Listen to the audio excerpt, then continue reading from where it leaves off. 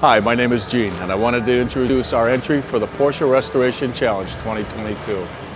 This is an 1872 Porsche 911T. What makes this car stand out is the oil fill is on the right rear fender.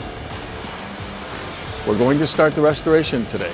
We plan on changing the color back to the original lilac purple. Follow along as we prepare the car for the challenge.